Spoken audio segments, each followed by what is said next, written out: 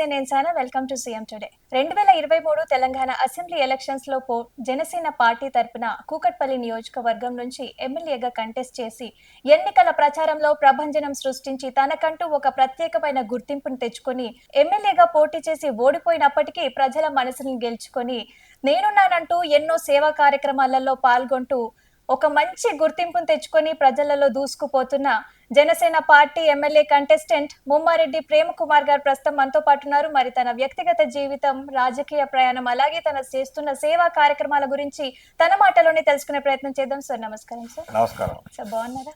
బాగున్నా. సో మరి మీ జనసేన పార్టీ అయితే ఆంధ్రప్రదేశ్ లో అధికారంలో ఉంది కాబట్టి తెలంగాణ రాజకీయాలలో తన ఇంపాక్ట్ ఎలా ఉండబోతోంది? ఖచ్చితంగా ఆంధ్రప్రదేశ్లో జనసేన పార్టీ కూడా రూలింగ్లో ఉంది కాబట్టి, ఇక్కడ కూటమి రూలింగ్లో ఉంది కాబట్టి ఆ ఇంపాక్ట్ ఖచ్చితంగా తెలంగాణలో కూడా ఉంటుంది. భవిష్యత్తులో ఇక్కడ కూడా బాగా డెవలప్ అవడానికి, జనసేన పార్టీ అభివృద్ధి చెందడానికి అవకాశాలు ఎక్కువ అక్కడ ఉంది కాబట్టి. ఎలాంటి పనులు చేస్తుంటారు ఇక్కడ మరి జనసేన పార్టీ తరఫున?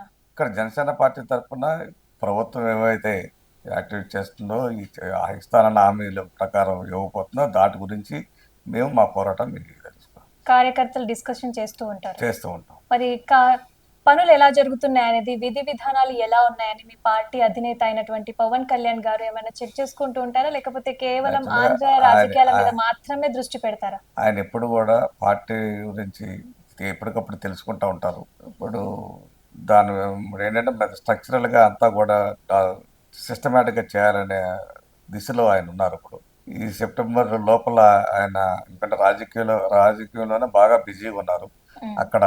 ప్లస్ సినిమాలో పాత కొన్ని ఉన్నాయి కాబట్టి కమిట్మెంట్స్ దాని ప్రకారం చేసుకుంటూ ఈ మ్యాక్సిమం సెప్టెంబర్లో అన్ని ఆల్మోస్ట్ క్లోజ్ అవుతాయి. అవి వెంటనే ఎక్కువగా మరి ఆయన టైం అంతా కూడా రాజకీయాలకి, అట్లాగే పార్టీని కూడా మా పార్టీ స్ట్రక్చర్గా లేదని కాదు, ఇంకా బాగా కమిటీలు వేయటం కానీ, కొత్త కమిటీలు అన్నీ కూడా ఇప్పుడు ఎవరైతే బాగా యాక్టివ్గా పనిచేస్తున్నారో వాళ్ళందరినీ కూడా దృష్టిలో పెట్టుకుని వాళ్ళందరినీ కూడా కమిటీ వేయాలి అని చెప్పి దృష్టిలో ఇక్కడ కానీ అక్కడ కానీ అంతా కూడా ఉన్నారు. ఆయన ఇంకా పూర్తి టైం ఏంటంటే రాబోయే 2-3 నెలల తర్వాత మొత్తం రాజకీయాలకే ఆయన టైం ఇవ్వాలని చెప్పి అనుకుంటున్నారండి. మాకు అంటే ప్రస్తుతం అయితే తెలంగాణలోకి రావట్లేదు. తెలంగాణలో వస్తున్నాం, తెలంగాణలో వస్తారు, మీటింగ్లు జరుగుతూ ఉంటాయి. 2 to 3 months ఒకసారి అక్కడ పిలుస్తుంటారు. మేము సెంట్రల్ ఆఫీస్కి వెళ్ళి అందరూ కలిసి వస్తూ ఉంటాం. వెళ్ళి మీటింగ్ జరుగుతూ ఉంటాయి, ఎలా చేస్తాం ఏంటి అనేది జరుగుతూ ఉంటాయి. మరి మీ పార్టీ అధినేత అయినటువంటి పవన్ కళ్యాణ్ గారితో మీకున్న అనుబంధం ఎలాంటిది? ఆయనతో చాలా మంచిగా రిలేషన్షిప్ ఉందమ్మా. ఏమన్నా మెమరీస్ ఉన్నాయా, స్వీట్ మెమరీస్? అంటే ఆయన ఇప్పుడు కూడా పనిచేసే వాళ్ళకి రెస్పెక్ట్ ఇస్తాడు. అలాంటి రెస్పెక్ట్ నాకు ఆయన దగ్గర ఉన్నది. చాలా మంచిగా రిసీవ్ వెళ్ళినప్పుడు చాలా మంచిగా రిసీవ్ చేయడం చాలా బాగుంటుంది. పర్సనల్ గా మన ప్రధానమంత్రి నరేంద్ర మోడీ గారంటే మీకు చాలా ఇష్టమని, అభిమానం అని చెప్పారు. మరి ఎందుకని బీజేపీ పార్టీని వీడి జనసేన పార్టీలో జాయిన్ అయ్యారు? ఇప్పటికీ నరేంద్ర మోడీ గారు అంటే అభిమానమే, నాకే కాదు మా నాయకుడు కూడా పవన్ కళ్యాణ్ గారికి కూడా అభిమానమే. కాబట్టి అక్కడున్నా కూడా అంత కుటుంబమే కాబట్టి మేమంతా కూడా ఇక్కడున్నా ఒకటే అక్కడున్నా ఒకటే, రెండు ఒకటే అని అన్నప్పుడు మరి బీజేపీలోనే ఉంటే బాగుండేది కదా. అంటే అక్కడ మన ఏమైందంటే ఇక్కడ బీజేపీ నుంచి ఇటు రావాల్సి వచ్చింది. అంటే మేము ఎమ్మెల్యేగా పోటీ చేయడం కోసం అందుకని ఇటు రావటం జరిగింది. అంటే కేవలం టికెట్ ని ఆశించి అనేది కాకుండా, ఎందుకంటే పవన్ కళ్యాణ్ గారికి కూడా నరేంద్ర మోడీ గారు అంటే ఇష్టం కాబట్టి ఆ దిశలో నేను ఇక్కడ వచ్చి ఇక్కడ పోటీ చేయడం. పాయింట్ ఎందుకో కరెక్ట్ అనిపించట్లేదు. ఇప్పుడు నేనున్నా, నాకు పవన్ కళ్యాణ్ అంటే ఇష్టం అని నేను ఒక పార్టీ పెడితే మీరు నా దాంట్లో జాయిన్ అవ్వలేరు కదా. ఒక పర్టికులర్ రీజన్ అంటూ ఉంటుంది. మీరు బీజేపీ పార్టీని వీడి జనసేన పార్టీలో చేయడానికి ముఖ్య కారణం ఏంటి? ముఖ్య కారణం ఒకటే, నేను ఎలక్షన్స్ లో పోటీ చేయడం ఒకటి, టికెట్ కోసమే వచ్చారు. టికెట్ కోవటం. రెండోది ఏంటంటే ఆల్రెడీ మోడీ గారి సిద్ధాంతాలు, బీజేపీ సిద్ధాంతాలు ఆయనకి నచ్చింది కాబట్టి కుటుంబంలో ఉండటం జరిగింది. కాబట్టి ఇక్కడ పోటీ చేయడం జరిగింది. పోటీ చేసి నేను జనసేన ఆ రోజు మా అధ్యక్షుల వారు కూడా చెప్పారు, జనసేన పార్టీ తరఫున వర్క్ చేయాల్సి ఉంటుంది, ప్రమాణం చేయాలి, నేను చక్కగా పనిచేస్తానని చెప్పి, గెలిచినా ఓడినా కూడా పార్టీకి పనిచేస్తానని చెప్పాను. ఆ దిశలోనే పనిచేస్తా ఉన్నాను. అంటే ఇప్పుడు పార్టీకి టికెట్ ఇస్తుందని మీరు జనసేన పార్టీలోకి వచ్చారు, మళ్ళీ ఇంకా కాంగ్రెసే కానివ్వండి, బీఆర్ఎస్ఏ కానివ్వండి, మళ్ళీ వచ్చే ఎలక్షన్స్ లో ఒకవేళ బీజేపీ మీకు టికెట్ ఇస్తారమ్మంటే వెళ్తారా? అలాంటి ఆలోచన అయితే ఏం లేదమ్మా. ఇప్పుడైతే అలాగే వచ్చారు కదా. ఇప్పుడు అలాంటి ఆలోచన అయితే లేదు. మా అధ్యక్షుల వారు ఎందుకంటే ఆయన చాలా బ్రహ్మాండంగా వర్క్ చేయడం జరుగుతుంది. ఆయన వర్క్ చేసే విధానంలోనే ఇక నేను ఆల్మోస్ట్ ఇంకా ఆయనతోనే జర్నీ చేస్తాను. ఇంకా అలాంటి బీజేపీలోకి వెళ్ళి మళ్ళీ సీట్ తీసుకోవడం లేదా ఇంకో షూరా? పార్టీలోకి వెళ్ళి అలాంటిది ఆలోచన లేదు. నేను ఎప్పుడు కూడా పవన్ కళ్యాణ్ గారితోనే ఉంటాను. సో ఇప్పుడు రాజకీయ ప్రయాణం ఉన్నంత కాలం మీరు జనసేన పార్టీలో ఫిక్స్ అంటారు. అంతే. ఓకే. జీహెచ్ఎంసీ ఎలక్షన్స్ అయితే దగ్గరలో ఉన్నాయి. మరి ఆ ఎలక్షన్స్ లో కూటమి పోటీ ఎలా ఉండబోతోంది? యాక్చువల్గా ఆల్రెడీ మా అధ్యక్షుల వారు లాస్ట్ టైం స్టేట్మెంట్ కూడా ఇవ్వటం జరిగింది. మేము భవిష్యత్తులో ఇక్కడ అన్నిట్లో కూడా మేము పోటీ చేస్తామని చెప్పడం జరిగింది. ఖచ్చితంగా పోటీ చేస్తాం. అంతే అంటారు. అంతే. మీరు బేసిక్ గా అయితే ఆంధ్ర వాళ్ళు, అందులోనూ కాపు సామాజిక వర్గానికి చెందినవారు. ఇక్కడ సెటిలర్స్ ఎక్కువగా ఉన్నారు. వాళ్ళు మిమ్మల్ని గెలిపిస్తారనే నమ్మకంతోటే మీరు ఈ బరిలోకి దిగారని అనుకోవచ్చా? లేదండి, ఒక సెటిలర్స్ ఓటేస్తేనే గెలవటం జరగదు కదా. మరి ఏంటి మీ అందరూ నమ్మకం? కూడా వేయాల్సిందే. మరి మీ నమ్మకం ఏంటి? మా నమ్మకం ఏంటంటే ఇప్పుడు సెటిలర్స్ ఒక పార్టీ, ఇక్కడ లోకల్ ఒక పార్టీ అట్లా ఉండదండి. పార్టీ మీద నమ్మకంతో ఎవరైనా పనిచేస్తూ ఉంటారు. నేను బీజేపీ జనసేన పార్టీ మాది కుటుంబంగా ఉండారు కాబట్టి బీజేపీలో ఉండే వాళ్ళంతా లోకల్ కాదు కదా, నాన్ లోకల్ కాదు కదా, మ్మ్. విడివిడిగా ఏముండరు కదా. అట్లాగే జనసేన పార్టీలో కూడా అందరూ సెటిలర్స్ కాదు కదా, మరి ఇక్కడ ఉన్న లోకల్స్ కూడా ఉన్నారు కదా. అలా ఉండదమ్మా. పార్టీల తరఫున పోటీ చేసేటప్పుడు ఒకళ్ళనే నమ్ముకొని పోటీ చేయటం అనేది ఉండదు. ఎప్పుడు కూడా మేము ఆ సిద్ధాంతాల ప్రకారం ఉండవు. లోకల్ నేను వచ్చి ఇప్పుడు 30 years దాటిపోయింది నేను వచ్చి. ఇంకా లోకల్ నాన్ లోకల్ ఏంటంటే అలాంటిది లేదు. అవన్నీ ఏంటంటే క్రియేషన్, అవసరాన్ని బట్టి క్రియేట్ చేస్తూ ఉంటాయి కొన్ని పొలిటికల్ పార్టీస్. అది మరి గతంలో ఒక పార్టీ అట్లాగే వాడుకుంటూ ఉంటుంది, ఇంకా కూడా అలా వాడుకుంటూ ఉండదు. అదంతా ఏంటంటే టెంపరీ. ఇవాళ ప్రపంచంలో మన ఇప్పుడు తెలుగు రాష్ట్రాలు 2 రాష్ట్రాల నుంచి ప్రపంచంలో అన్ని దేశాల్లో కూడా ఇవాళ రాజకీయాల్లో రావడం జరుగుతుంది. మ్మ్. మీకు తెలుసు, మొన్న మరి బ్రిటన్లో మరి అక్కడ ప్రధానమంత్రి కూడా చేశాడు. ఆయన ఎక్కడైనా అక్కడ వాళ్ళందరూ మరి అలా అనుకుంటే ఆయన చేయగలిగి ఉండేవాడు కాదు కదా. వాళ్ళ అమెరికాలో కూడా చాలా మంది ప్రతినిధులు ఉన్నారు, ప్రజాప్రతినిధులు. ఎలా ఉండగలిగారు? అందుకని ఎప్పుడు కూడా రాజకీయాలు ఎప్పుడు కూడా లోకల్ నాన్ లోకల్ ఉండదు. కొద్దిమంది వాడుకుంటారు ఆ విధంగా, అది టెంపరీ. ఎప్పుడు కూడా అలా ఉండదు. ఎప్పుడు కూడా ఏంటంటే ప్రజలు గమనిస్తారు ఏ పార్టీ మంచి చేస్తుంది, ఏ పార్టీ మంచి చేయట్లేదు. కాబట్టి ఆ ఉద్దేశంతో ఉంటారే తప్ప మీరు సపోజ్ మీరు రూలింగ్ ఉన్నప్పుడు సరిగ్గా పని చేయకపోతే ఆటోమేటిక్ వ్యతిరేకత ఉంటుంది. అది లోకల్ నాన్ లోకల్ ఏమి ఉండదు, క్యాండిడేట్ని బట్టి ఉండదు, పార్టీ విధానం మీద ఆధారపడి ఉంటుంది. కాబట్టి ఆ విధానంగా నడుస్తుంది తప్ప వ్యక్తిగతంగా ప్రేమ్ కుమార్ ఎవరో ఒకరి మీద ఆధారపడి ఇప్పుడు నిలబడ్డు. ఇప్పుడు మీరు అన్నారు నరేంద్ర మోడీ గారు మంచి నాయకుడు అని. ఇప్పుడు రీసెంట్లీ నరేంద్ర మోడీ గారు అయితే మంచి నాయకుడిగా నెంబర్ 1 పొజిషన్ లో మళ్ళీ ఒకసారి రికార్డ్ అయితే సృష్టించడం జరిగింది. మరి అంత మంచి నాయకుడు నడిపిస్తున్న బీజేపీ పార్టీని వీడటం మీకు బాధ అనిపించలేదా?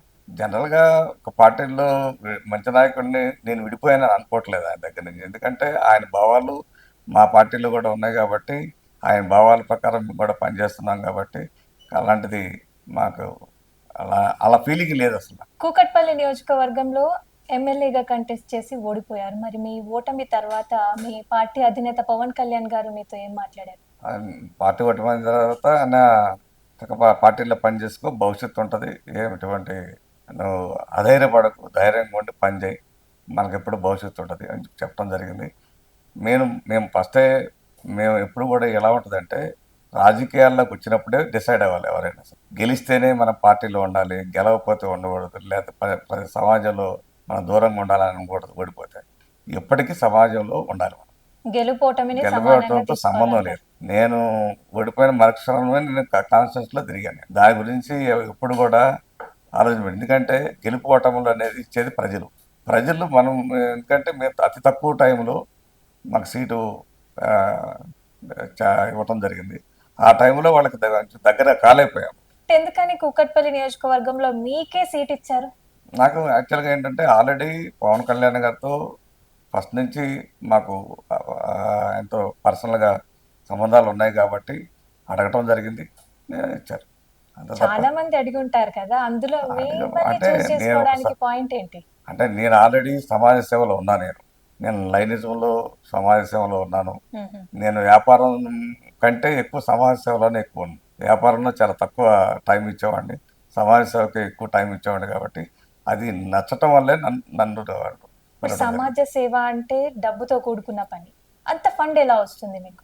నేను సంపాదించుకునేదే ఖర్చు పెట్టాను. నేను లైనిజంలో ఉండగా నేను అక్కడ కూడా గవర్నర్ చేశాను, మా ఆంధ్ర తెలంగాణ మొత్తానికి మల్టిపుల్ చైర్మన్ చేశాను. నేను ఎప్పుడు కూడా నేను సంపాదించుకున్న వ్యాపారం చేసి సంపాదించుకున్న దాంట్లోనే కొంత ఎప్పుడు ఫస్ట్ నుంచి నాకు అది అలవాటు. అదేవిధంగా ఈ రోజు వరకు కూడా అదే అట్లాగే ఖర్చు పెట్టుకుంటూ వస్తున్నా. ఈ రోజు కూడా అదే ఖర్చు పెట్టాను.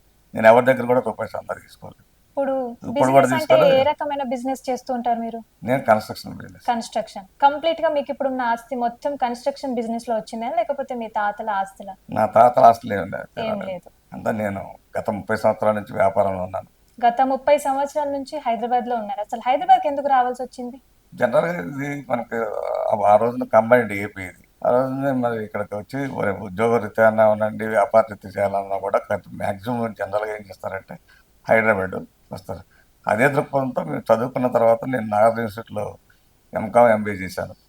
ఆ తర్వాత ఇక్కడికి వచ్చి జాబ్ చేయాలనుకున్నా. జాబ్ కంటే వ్యాపారం చేస్తే బాగుంటుందన్న ఉద్దేశంతో ఇక్కడున్న పరిస్థితులను బట్టి మనం వ్యాపారం స్టార్ట్ చేసాం. ఎంకామ్ ఎంబీఏ చేశారు కదా, మీరు మీకు పాలిటిక్స్ లో ఇంట్రెస్ట్ ఉన్నప్పుడు ఎందుకని ఎంఏ పొలిటికల్ సైన్స్ చేయలేదు?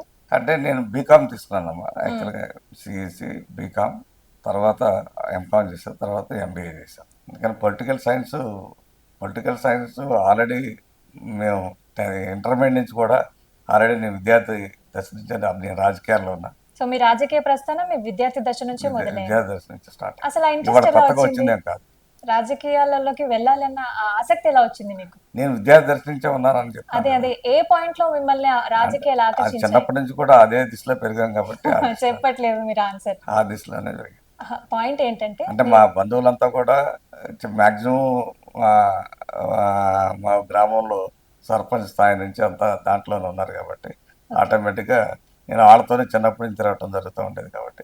మీ ఫేవరెట్ రాజకీయ నాయకుడు ఎవరు? అంటే ఇప్పుడు ఫేవరెట్ అంటే దానికి ప్రత్యేకంగా ఇప్పుడు నేను చెప్పాల్సింది నా ఫేవరెట్ పవన్ కళ్యాణ్ గారు. అంటే జనసేన పార్టీలో ఉన్నారు కాబట్టి పవన్ కళ్యాణ్ గారు అని మరి చెప్పాల్సి ఆయన వస్తుందా? నమ్ముకున్నప్పుడు ఆయన మాకు ఫేవరెట్. ఇప్పుడు నరేంద్ర మోడీ గారు అని చెప్తారు అనుకుంటున్నాను. నరేంద్ర మోడీ గారు ఆల్రెడీ చెప్పే కదమ్మా. ఆయన అంటే నరేంద్ర మోడీ గారు ఇంటర్వ్యూకి నేను మారిపోతారండి. నరేంద్ర మోడీ గారు వ్యక్తిగతంగా చాలా అంతకైతే ఇంట్రెస్ట్తో నేను పార్టీలో బీజేపీలో చేరకముందు కూడా నేను చాలా సర్వీస్ యాక్టివిటీస్ చేసినప్పుడు ఆయన ఫోటోని పెట్టి ఆయన బ్యానర్ పెట్టి ఓన్లీ నరేంద్ర మోడీ గారి బ్యానర్ పెట్టి నేను చాలా హెల్త్ క్యాంప్స్ కానీ చాలా కాన్స్టిట్యూన్సీలో కానీ మిగతా చోట్ల కూడా ఆయన బ్యానర్ పెట్టి నేను చేయడం జరిగింది. ఓకే. అప్పుడు జనసేన పార్టీలో రాలేదు, బీజేపీ పార్టీలో కూడా లేను. బీజేపీ పార్టీలో కూడా లేక ముందే నేను చేయడం జరిగింది. Very nice. అది మరి మీ ఆంధ్రప్రదేశ్ డిప్యూటీ సీఎం అయినటువంటి పవన్ కళ్యాణ్ గారు హీరోగా నటించిన హరిహర వీరమల్లు అయితే రీసెంట్లీ రిలీజ్ అయింది. న్యూట్రల్ టాక్ వినిపిస్తోంది. మరి మీ ఉద్దేశంలో హిట్టా ఫట్టా? మా ఉద్దేశం హిట్టేనండి. ఎందుకనంటే ఆ సినిమా చాలా గుడ్ మెసేజ్ ఇచ్చింది పబ్లిక్ కూడా. ఆయన చాలా మంచి మెసేజ్ ఇవ్వటం జరిగింది. సనాతన ధర్మం అయితేనేమి, అట్లాగే గతంలో చేసిన ఈ రాజులు వాళ్ళు మంచి గురించే పుస్తకాల్లో రాశారు కానీ వాళ్ళు చెడు చేసిన పుస్తకాల్లో రాయలే ఎక్కడ కూడా.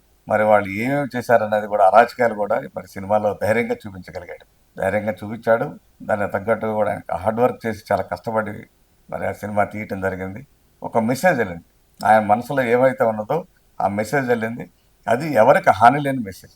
మీరు కూడా సనాతన ధర్మాన్ని చాలా నమ్ముతారని, ఎక్కడన్నా భక్తికి సంబంధించిన ఈవెంట్స్ జరుగుతూ ఉంటే లక్షలు ఫండ్ ఇస్తారని విన్నాను. నిజమేనా? నేను సమాచార యాక్చువల్గా భక్తి అనేది ఇప్పుడు పుట్టుకుతో వచ్చిందమ్మా. కాబట్టి అది కంటిన్యూ అవుతుంది. అది అంతే అంటారు. కూకట్పల్లి నియోజకవర్గం సనాతన ధర్మం అనేది అది పుట్టుకుతో ఉన్నది. అది ఎందుకంటే మా పేరెంట్స్ హిందువులే, మా తాత ముత్తాతల దగ్గర హిందువులే. మేము చిన్నప్పటి నుంచి కూడా ఆ హిందుత్వంతో పెరిగిన వాళ్ళం కాబట్టి ఖచ్చితంగా అది ఉంటుంది. అది కాబట్టి సనాతన ధర్మం అనేది దాన్ని పాటించి తీరాల్సిందే కూడా. పాటిస్తారు. కానీ నేను అడుగుతున్నాను, ఫండ్స్ మీరు డొనేట్ చేస్తూ ఉంటారని విన్నాను. అది కూడా వేలల్లో కాదు లక్షల్లో డొనేట్ చేస్తారని విన్నాను. అంటే నిజమే? లక్షల్లోనా వేలలోనా అది అంటే అక్కడ ఉన్న సందర్భాన్ని బట్టి, అక్కడ చేసే వర్క్ని బట్టి, దాన్ని బట్టి మనం ఇచ్చామే తప్ప అసందర్భంగా అయితే ఎక్కడ ఇచ్చిన దాఖలాలు. పెట్టడం వరకైతే బాగుంది. లక్షలలో స్పెండ్ చేస్తున్నారు. మరి ఇన్కమ్ ఎలా ఉంది? ఇన్కమ్ అనేది ఉన్నమట్టే కదా ఇచ్చింది. ఉన్న మట్టుకే ఇచ్చారు. మరి ఉన్నమట్టే కదా ఇన్కమ్ ఉంటే కష్టపడిన దాంట్లో మేము ఇవ్వాలని ఎప్పుడైనా సరే వాడు గుర్తుపెట్టుకుంటాము. చాలా మందికి ఇన్కమ్ ఉంటుంది. కోట్లలో సంపాదిస్తారు, వేల కోట్లలో సంపాదిస్తారు. వాళ్ళకి ఇవ్వాలని మనసుకు లేనప్పుడు వాడు ఏం చేయడు. ఇవ్వాలని మనసుకు లేనప్పుడు చేయనప్పుడు ఇవ్వాలని దృక్పథం ఉన్నవాడికి ఎప్పుడైనా సరే అతను ఎంత సంపాదించిన దాంట్లో కొంత ఇవ్వాలని ఒక ప్రతి ఒక్కళ్ళు కూడా అది కేటాయించుకుంటారు మనసు. దాన్ని బట్టి చేస్తాం తప్ప లక్షలు ఎక్కడ చేయటం ఉండదమ్మా. నా దాంట్లో అక్కడ జరిగిన చిన్న కార్యక్రమం చూస్తుంటే 5,000, 10,000 ఇట్లా జనరల్గా ఇస్తూ ఉంటాను తప్ప లక్షలు లక్షలు అది నేనే కాదు ఎవరు ఇవ్వరు. ఉన్న దాంట్లో చేస్తాం అంతేగాని ఎస్. దాని వాళ్ళు ఎట్లా పడితే అట్లా ఇవ్వడం జరిగింది కదా. కూకట్పల్లి నియోజకవర్గంలో ఉన్న సమస్యల గురించి మీకు ఒక అవగాహన ఉందా? ఖచ్చితంగా ఉందమ్మా. వాటి మీద ఎలాంటి చర్యలు తీసుకుంటున్నారు మరి? మేము వాటి వైపు ఏ అయితే ప్రాబ్లమ్స్ ఎక్కడెక్కడైతే ప్రాబ్లమ్స్ ఏమేం వస్తున్నాయో ప్రాబ్లమ్స్ ఉన్నాయి జనరల్గా జనరల్ గా? ఒకటి ఈ మధ్య కాలంలో 100 పడకల హాస్పిటల్ గురించి యా మేము చేయటం జరిగింది. యా అది 100 సక్సెస్ అది సక్సెస్ కూడా అయ్యాం. ఆల్రెడీ ప్రభుత్వం మరి ల్యాండ్ని కూడా హాస్పిటల్కి ఇవ్వటం జరిగింది అవసరం పట్టు. ఇప్పుడు 100 పడకలు అది నిర్మిస్తారు సార్ ఆల్రెడీ మినిస్టర్ కూడా ఒక స్టేట్మెంట్ కూడా ఇవ్వటం ఇప్పుడు 100 పడకల హాస్పిటల్ జీవో నిర్మాణం కూడా కోసం ఇచ్చేసారు మీరు ఆల్రెడీ. ర్యాలీ చేయడం అయితే జరిగింది. శంకుస్థాపన చేసిన విషయం కూడా తెలుసు. కానీ పనులు ఎంతవరకు మొదలైనవి? ఇప్పుడు ఆల్రెడీ ప్రభుత్వం జీవో ఇచ్చింది కదా ఉమ్. చేస్తామని. అక్కడ టెండర్ పిలిచి ప్రాసెస్ స్టార్ట్ చేస్తారు. ఇంకా ఏం సమస్యలు ఉన్నాయి మరి కూకట్పల్లిలో? ఇప్పుడు జనరల్గా డ్రైనేజ్ ప్రాబ్లమ్స్ అయితేనేవి, నాలా ప్రాబ్లమ్స్ అయితేనేవి ఇలాంటి చాలా వచ్చినప్పుడు ఎక్కడికెక్కడ ప్రాబ్లమ్స్ ఉన్నా కూడా మా డివిజన్ వైజ్ లీడర్స్ ఉన్నారు. ఎక్కడికెక్కడ రిప్రజెంటేషన్ చెప్పించడం అధికారులకి దానికి అప్పటికప్పుడు సాల్వ్ చేయడం జరుగుతాం. మీరు ఎందుకని అంటే పెద్దరికం తీసుకొని ముందడిగేసి ఈ ప్రాబ్లమ్స్ నేను గురించి ఆలోచిస్తున్నారు? అంటే ఇక్కడ సందర్భాలు ఉన్న ఎమ్మెల్యే ఏం చేస్తున్నారు? ఎమ్మెల్యే పని చేస్తున్నాడు. ఆ, ప్రాబ్లమ్స్ చూసుకోరా? ఆయన ఆయన పని ఆయన చేస్తున్నాడు, మా పని మేము చేస్తున్నాం. ఎక్కడైతే పనులు కావట్లేదో మేము చేస్తున్నాం ప్రతిపక్షంగా ఉండి. బీఆర్ఎస్ పార్టీ తరపున పోటీ చేసిన ప్రస్తుతం ఎమ్మెల్యే మాధవ్ కృష్ణారావు గారైతే అత్యధిక మెజార్టీ తోటి గెలిచారు. మీరు చాలా సందర్భాలలో అన్నారు అసలు ఆయన ఏం పని చేయడు కానీ ఫామ్ హౌస్ కి సెటిల్ అయిపోయినారు అని. కానీ ప్రజలు మాత్రం తనని గెలిపించారు. అంతో ఇంత కాంగ్రెస్ పార్టీకి సంబంధించిన బండి రమేష్ గారికి కూడా కొంతవరకు ఓట్లు పడినాయి. మీరు ఎన్నో సేవా కార్యక్రమాలు చేస్తుంటారు కదా, మరి ఎందుకని మీకు ఓట్లు రాలేదు? యాక్చువల్గా నేను 15 రోజుల ముందు మాకు జనరల్గా సీట్ ఇవ్వటం జరిగింది. అయితే ఎలక్షన్స్ 15 days ముందు. అంతే ఓకే. జనరల్గా నేను 8th నేను నా బీఫామ్ తీసుకొని 9th నామినేషన్ వేసాను. నాకున్న 20 రోజులు ఏమైందంటే ప్రజలకు దగ్గరికి వెళ్ళటానికి టైం సరిపోలేదు. ఇక్కడ కాంగ్రెస్ పార్టీ అంటారా ఆల్రెడీ రేవంత్ రెడ్డి గారు ఎంపీగా ఉన్నారు ఇక్కడ ఆల్రెడీ. ఆయన ఉన్నారు కాబట్టి ఆ అవకాశం అన్ని ఓట్లు రాగలిగారు. రెండోది ఏంటి అంటే మాధవరావు కృష్ణారావుకి ఎన్ని ఓట్లు ఎందుకు వచ్చినాయి అంటే ఆల్రెడీ యాంటీ గవర్నమెంట్ ఓట్లు ఆల్రెడీ 2గా చీలిపోవడం జరిగింది. అందుకని ఆయనకు అలా మీకు ఎక్కువగా వచ్చినట్టు ఫీలింగ్ ఉన్నది. ఆయనకు కూడా అదే ఫీలింగ్ ఉన్నది. ఆయన అనేక రకాలుగా మరి ఓట్లు ఎలా సాధించాడు అనేది అందరికీ తెలుసు, పబ్లిక్కి తెలుసు, ఇక్కడున్న పబ్లిక్కి తెలుసు, ఇక్కడున్న వాళ్ళందరికీ కూడా తెలుసు. ఎందుకంటే 3 గంటల వరకు కూడా మరి 32% ఉన్నది పర్సంటేజ్. 3 గంటల నుంచి 5 గంటలు దగ్గరికి వచ్చేసరికి అది 52 అయిందంటే దాన్ని బట్టే అర్థం అవుతుంది పబ్లిక్. ఏం జరిగింది అంటారు మరి? డెఫినెట్గా రిగ్గింగ్ జరిగింది. రిగ్గింగ్ జరిగింది. ఇప్పుడు చాలా హాస్టల్స్ ఉన్నాయి. ఈ హాస్టల్స్లో అందరూ కూడా ఓటర్ నమోదు చేయించి అప్పటికప్పుడు వాళ్ళ ఊళ్ళో గ్రామాల్లో ఓట్లు ఉన్నా కూడా వాళ్ళు ఉన్న ప్లేస్లో ఓట్లు ఉన్నా కూడా ఇక్కడ రిజిస్టర్ చేసుకొని ఆ హాస్టల్స్ మెయింటైన్ చేసే వాళ్ళందరూ కూడా అదిరించి బెదిరించి మరి అలాంటివి ఒక 25,000 ఓట్స్ ఉన్నాయి మేడం. బీజేపీకి గ్రేటర్ హైదరాబాద్ లో మంచి పట్టుంది కదా, బీజేపీ సపోర్ట్ మీకు దొరకలేదా? బీజేపీ సపోర్ట్ చేసిందమ్మా, చేయకపోతే ఎట్లా వస్తాయి ఓట్లు? అది చేసింది కాబట్టి ఆ మాత్రం 16% వచ్చినాయి అంటారు. ఖచ్చితంగా ఇప్పుడు బీజేపీ సపోర్ట్ మీ అంతా కలిసి పోటీ చేసినప్పుడు బీజేపీ సపోర్ట్ లేదని ఎలా అనుకుంటాం? అంటే బీజేపీ జనసేన కూటమి ప్రభుత్వం పోటీ చేసినప్పుడు కేవలం 16 అంటే చాలా తక్కువ కదా. అంటే ఆ టైంలో మాకు ఎందుకంటే కుటుంబంగా ఇక్కడ కుటుంబంగా ఏర్పడింది అప్పుడే. పూర్తిగా అప్పుడు తెలుగుదేశం కలిసి లేదు, ఇద్దరమే ఉన్నాం అప్పుడు. మాకున్న ఓట్స్ దాని వరకు వచ్చి రావడం జరిగింది. అదే 3 పార్టీలు కూడా కుటుంబంగా ఏర్పడినంటే ఇంకా బాగా ఇంకా డిఫరెంట్గా గెలవడానికి అవకాశం ఉంటుంది. కొంచెం ముందు ఉండుంటే మీరు గెలిచేవారు అంటారు, అంతేనా? సో ఇప్పుడున్న జనరేషన్ అయితే సోషల్ మీడియా హవా నడుస్తుంది. మీరు ఎన్నో సేవా కార్యక్రమాలు చేస్తారు కానీ సోషల్ మీడియాలో యాక్టివ్ గా ఉండకపోవడానికి కారణాలు ఏంటి? నేను సోషల్ మీడియా యాక్టివ్గా లేకపోవటం లేదమ్మా. నేను చాలామంది వచ్చి నా దగ్గరికి తీసుకెళ్తూ ఉంటారు, బైట్స్ ఇస్తూనే ఉంటాను. నేను ఎక్కువ కాంట్రవర్షియల్ ఫోన్ కనుక కాబట్టి మీకు అంతగా కాంట్రవర్షియల్ న్యూస్, ఎందుకంటే సోషల్ మీడియాలో కాంట్రవర్షియల్ న్యూస్ మాత్రమే ఎక్కువ హైలైట్ చేయడం జరుగుతూ ఉంటుంది.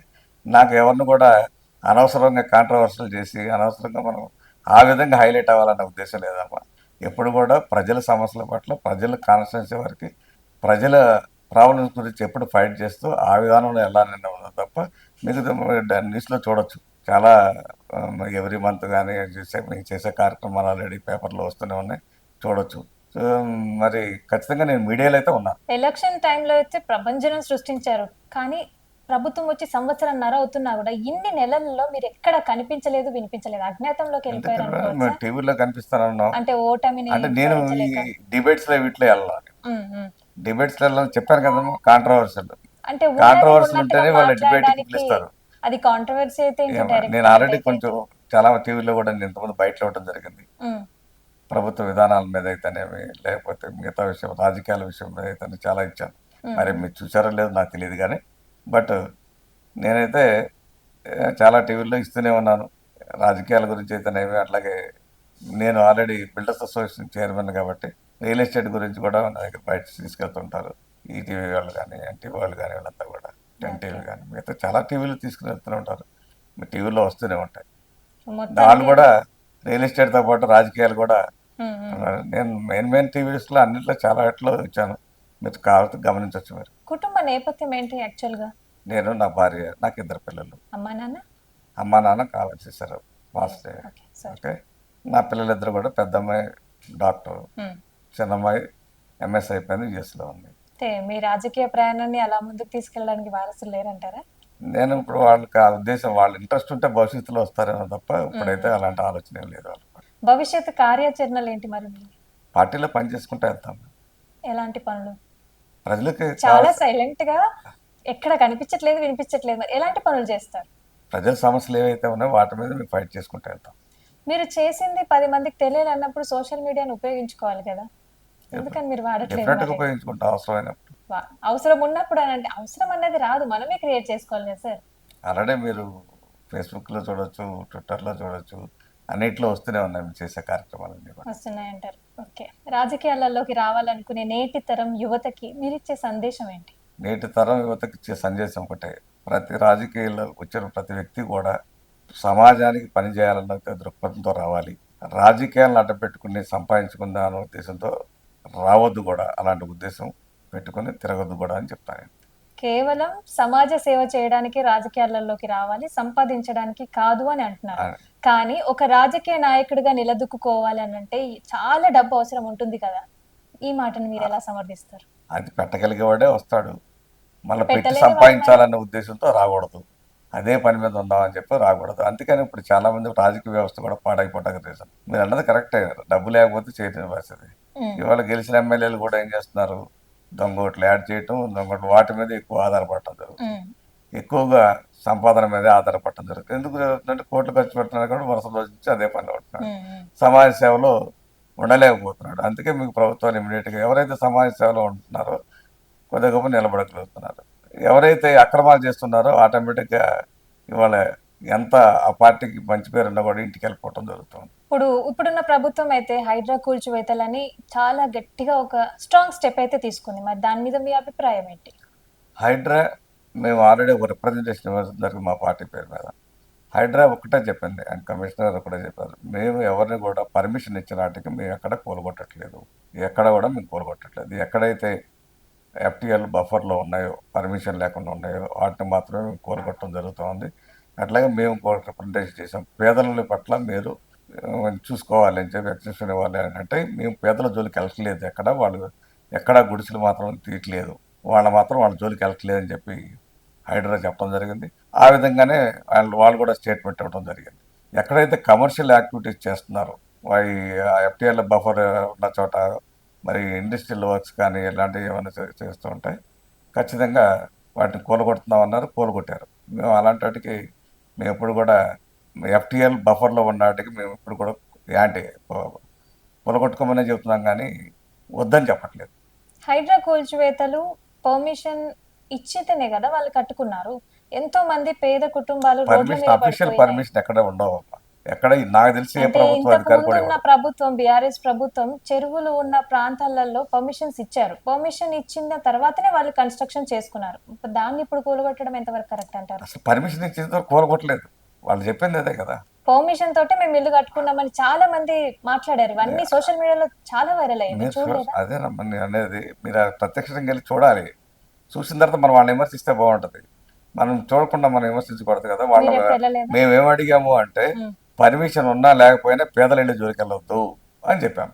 కానీ పర్మిషన్ ఉన్నా లేకపోయినా రాంగ్ ప్లేస్ లో కన్స్ట్రక్షన్ అయిందని ఇళ్లను కూల్చివేతలు అయితే జరిగాయి. పేదల ఇళ్ళు కూల్చొద్దు, ఎందుకంటే ఆ రోజు కట్టుకునేటప్పుడు మీ అధికారులంతా కూడా అట్లా చూశారు. ఉమ్, ఇవాళ వాడు రూపాయి రూపాయి కూలి పని చేసుకుని కష్టపడి అక్కడ కట్టుకున్న తర్వాత వాడిది వాడు వెళ్ళి కొడతానంటే ఎట్లా? మరి అప్పుడేం చేశారు అధికారులు? అప్పుడేం చేశారు? అప్పుడు మరి మీరు ఆ రోజునే మీరు కట్టనీయకుండా ఉంటే వాడు కట్టేవాడు కాదు కదా, ఆ డబ్బులు వేస్ట్ చేసుకునేవాడు కాదు కదా. నేను అదే మాట్లాడుతున్నాను. ఉమ్. ఇక్కడ తప్పు కేవలం ప్రజలది మాత్రమే కాదు, ప్రభుత్వంది కూడా కదా. ప్రభుత్వం కూడా ఉందమ్మా. గత ప్రభుత్వాలు ఏం చేసినాయి? కట్టుకొని ఇచ్చినాయి. ఉమ్, మరి ఈయనప్పుడు రేవంత్ రెడ్డి గారు వచ్చిన తర్వాత నేను హైడ్రా పెట్టాను, హైడ్రా ప్రకారం మీరు చేయండి అని వాళ్ళకి ఆదేశాలు ఇచ్చారు. కోలుకొట్టమన్నాడు. తర్వాత ప్రజా వ్యతిరేకత వచ్చింది. ఉమ్. మాలాంటి రాజకీయ పార్టీలన్నీ కూడా వ్యతిరేకించినాయి, పేదల జోలికి వెళ్ళొద్దు అని చెప్పేసి. అందుకని ఆగిపోయినాయి.